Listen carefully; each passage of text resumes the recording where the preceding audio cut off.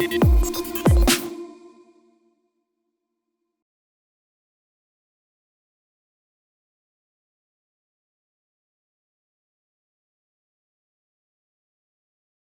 je crois qu'elle provient de deux caractéristiques principales de nos sociétés aujourd'hui. C'est que d'une part ce sont des sociétés extrêmement sécularisées, et le fait d'être sécularisé à ce point nous a fait perdre toute notion de la foi et tout contact avec la piété, et ce qui fait que le discours du djihadiste, entre guillemets, se pose sur un terrain vierge de toute connaissance religieuse, de plus en plus, ce qui fait qu'il y a une espèce de mythification de la religion, et on attribue sans doute à tort à cette religion la source, le moteur du crime terroriste. Et puis la deuxième chose, c'est le fait que nous vivions sans doute aussi dans des sociétés qui n'ont jamais été à ce point pacifiées.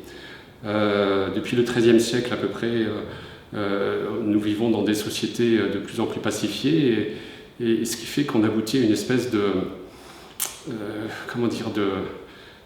mythification et de fascination pour la violence, violence à laquelle on attribue un sens, une révélation, un dévoilement presque, comme s'il y avait une épiphanie de la violence dans laquelle on projetait tous nos démons. Voilà déjà deux caractéristiques, deux assèchements, de vulnérabilité qui font que la société occidentale aujourd'hui ouvre les bras en quelque sorte au terrorisme qu'elle ne comprend pas.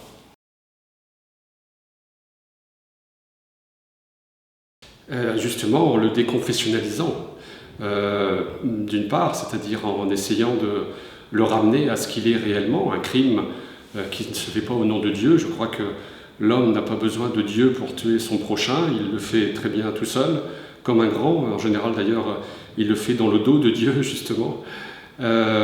Donc déjà en la déconfessionnalisant, et puis peut-être aussi en désexceptionnalisant la lutte contre le terrorisme, et le faire revenir dans le droit ordinaire, dans le giron de services ordinaires, dans des budgets ordinaires, avec des lois ordinaires. Je crois qu'on y gagnerait sans doute en sérénité, en sécurité juridique pour les services, et peut-être en adhésion plus grande pour l'opinion publique, et donc en efficacité.